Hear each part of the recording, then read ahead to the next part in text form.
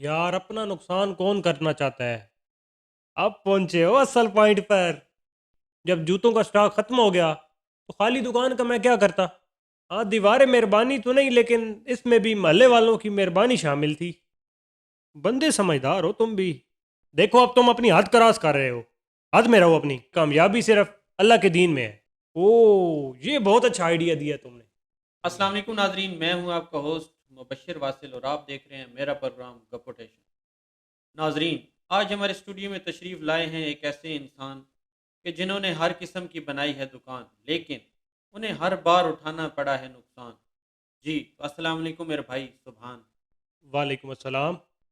सुना है कि आपने कई तरह की दुकानें बनाई, लेकिन आज तक कोई दुकान कामयाब ना हो सकी। इसकी क्या वजह है? दुकानें तो सारी कामयाब थीं, बस ज़्यादा देर चल नहीं सकी। इसकी कोई ख़ास वजह? यार हर दुकान ख़त्म करने की एक अपनी वजह है। दुकान ख़त्म ही करनी है तो आप इसको खोलते ही क्यों हैं? तुम ये पॉडकास्ट क्यों कर रहे हो? भाई, ये तो मेरा पैशन है। भाई दुकानदारी भी तो मेरा पैशन है। लेकिन ये कैसा पैशन है कि हर साल आप दुकान तब्दील करते हैं? भाई मेरा भी यही पैशन है कि एक साल में कम से कम 3 से 4 मरतबा दुकान तब्दील करनी है। तो फिर ये दुकान ना हुई, किसी बेवा की इद्दत हो गई जो कि 4 माह बाद ख़त्म हो जाती है। तुम जो मर्जी कहो, ये मेरा पैशन है, सो है। लेकिन इतने मुख्तसर अरसा में दुकान ख़त्म करने की कोई ख़ास वजह? वजह तो खास ही होती है। कौन है जो अपना नुकसान चाहता है? सबसे पहले आपने किस चीज़ की दुकान खोली? सबसे पहले मैंने लंडे की दुकान खोली थी। माशाल्लाह, आगाज़ ही बड़ा मुबारक है। तुम तंज कर रहे हो, तुम्हें इस कारोबार का अभी पता ही नहीं है। मैंने आज तक जितने कारोबार किए हैं, सबसे मुनाफा बख्श कारोबार लंडे का ही था। और एक और मज़े की बात बताता हूँ। जी जी, बताइए। ये वो वाहिद दुकान थी जो बिना ख़त्म किए 3.5 साल तक चलती रही। तो फिर आपने इसको ख़त्म क्यों किया, जबकि बकौल आपके सबसे ज़्यादा मुनाफा बख्श कारोबार ही यही था? तो भाई अपना नुकसान कौन चाहता है। ये दुकान मैंने ख़त्म नहीं की, ये महल्लेदारों की मेहरबानी थी कि ख़त्म करनी पड़ गई। मोहल्लेदारों का आपके लंडे से क्या लेना देना था? वो माल महल्ले वालों का ही था जो मैं लंडे की सूरत में बेचता था। लेकिन लंडे का माल तो बैरूनी मुल्क से नहीं आता। हाँ, लंडे का माल बैरून मुल्क से ही आता है, लेकिन मेरी दुकान पर वो वाला माल नहीं था। लेकिन जब आप उनका सामान बेचकर उनको इतना मुनाफा दे रहे हैं तो फिर उनको क्या मसला है? यार असल में यही तो टर्न है कहानी के अंदर। अगर इस माल से उन्हें 1 रुपए का भी फ़ायदा हो रहा होता तो वो कभी भी मेरी दुकान बंद न करवाते। तो कैसा टर्न? क्या आप उनका माल खरीदते नहीं थे? अगर मैं उनसे माल ख़रीद कर ही बेच रहा होता तो फिर मुझे फ़ायदा खाक होना था। यार असल बात बताओ कि फिर ये माल आता कहाँ से था?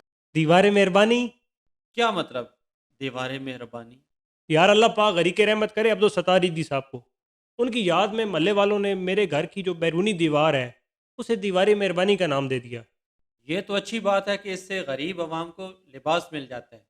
लेकिन मुझे ये समझ नहीं आ रही कि इस दुकान का दीवार मेहरबानी से क्या ताल्लुक है? मेरी दुकान और दीवारें मेहरबानी का चोली दामन का साथ है। इसी दीवारें मेहरबानी को देखकर तो मुझे ख्याल आया कि लंडे का काम शुरू किया जाए। ओह अच्छा, तो आप बैरून मुल्क की बजाय बैरूनी दीवार से ये माल इकट्ठा कर रहे थे?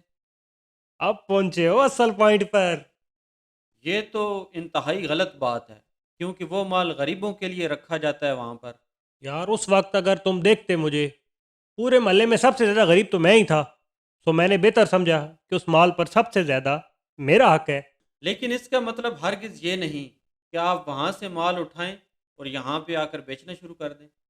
ठीक है, वो सामान गरीबों के लिए था तो मैंने उन तक पहुंचाकर दो दो अच्छे काम कर लिए। ओ बंदा खुदा, अब इसमें अच्छा क्या था? अब दोनों काम गिन लो। पहला ये कि मैंने दुकान खोल ली, मुझे उससे फ़ायदा होने लगा। दूसरा ये कि गरीबों को सस्ते दामों कपड़े मिल जाते। और आप अगर ये दुकान ना खोलते तो यही माल उनको मुफ्त में मिल जाना था।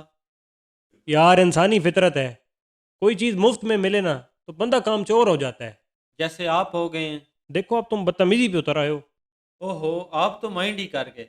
अच्छा, अभी तक आपने लंडा ख़त्म करने की वजह नहीं बताई। क्या मोहल्लेदारों ने वहाँ पर सामान रखना छोड़ दिया था? और नहीं यार, जब महल्ले वालों को पता चला कि मैं दीवारी मेहरबानी से सामान उठा के बेचता हूँ तो उन्हें बड़ा गुस्सा आया। ज़ाहिर है गुस्सा तो आना ही था। آپ کام جو اتنا اچھا کر رہے تھے، لیکن پھر محلے داروں نے آپ کے ساتھ کیا کیا ہے؟ وہی کچھ کیا جی، محلے والوں نے جب ایک چور رنگیا تو پکڑا جاتا ہے، جو اس کے ساتھ ہوتا ہے۔ مطلب آپ کو الٹا لٹکا کے؟ میں تم سے پہلے بھی ایک دفعہ کہہ چکا ہوں، یہاں مجھے بے عزت کرنے کے لیے بلایا ہے۔ نہیں نہیں بھائی، ہم پوڈ کاسٹ ریکارڈ کر رہے ہیں، آپ کی بےزتی کے لیے میں نے تھوڑی آپ کو بلایا۔ اچھا چلیں چھوڑیں اس ٹاپک کو، آپ مجھے یہ بتائیں کہ آپ نے لنڈے کے بعد دوسرا کاروبار کون سا کیا؟ یار اس کے بعد دکانداری کا ایسا چسکا پڑا مجھے کہ میں نے ایک نئی دکان کھول لی، لیکن افسوس کے ساتھ وہ دکان بھی 10-12 دن سے زیادہ نہیں چل سکی۔ ارے بھائی، اتنی کم مدت میں دکان بند بھی کر دی آپ نے؟ یار اپنا نقصان کون کرنا چاہتا ہے؟ میں نے شوق سے تھوڑی نہ بند کی دکان، مجبوراً مجھے دکان بند کرنا پڑی۔ جب جوتوں کا سٹاک ختم ہو گیا تو خالی دکان کا میں کیا کرتا؟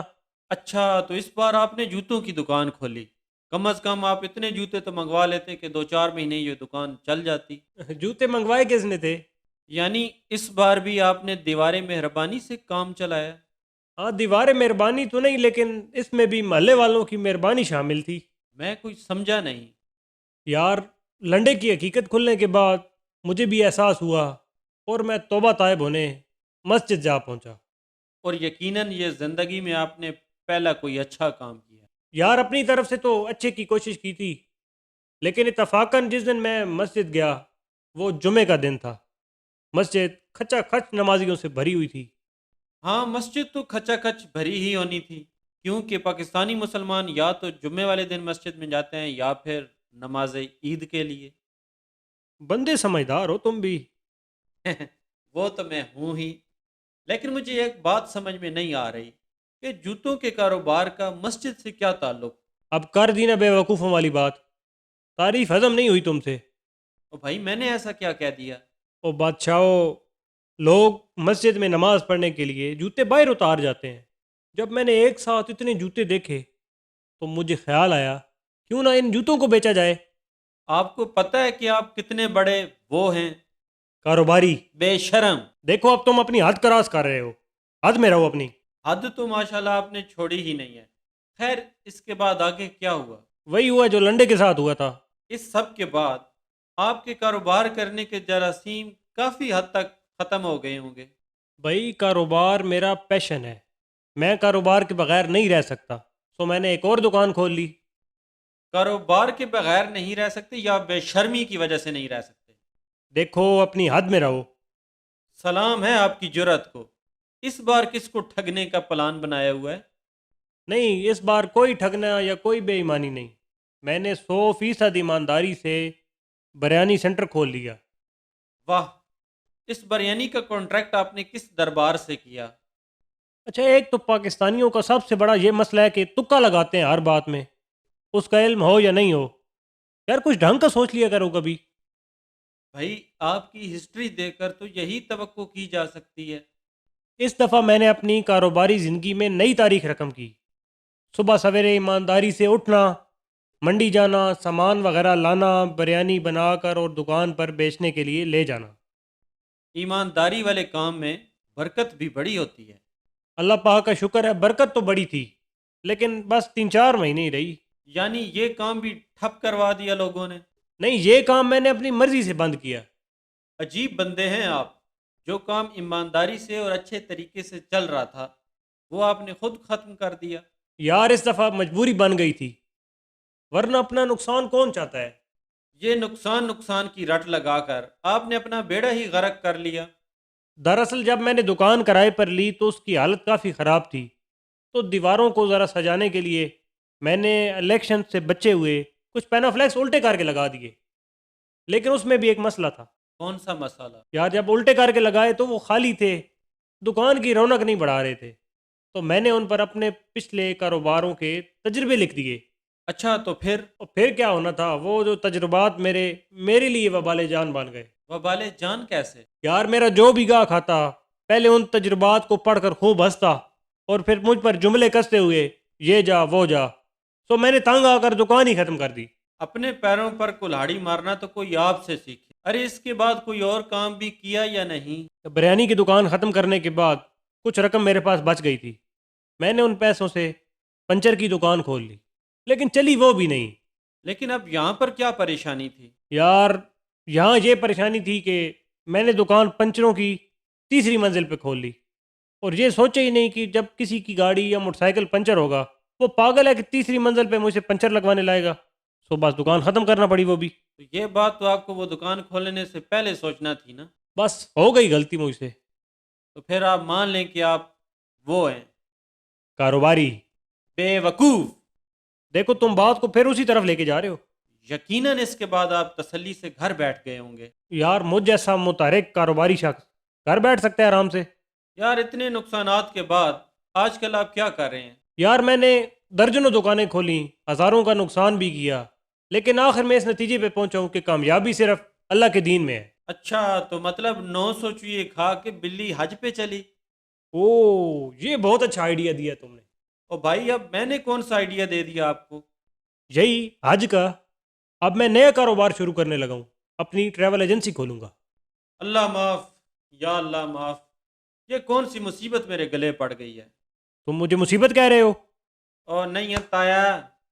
ناظرین، امید ہے آپ کو اس دکاندار کی عجیب و غریب مگر دلچسپ آبیتی پسند آئی ہوگی. اسی کے ساتھ میں چاہتا ہوں آپ سے اجازت. اللہ آپ کا حامی اور ناصر ہو.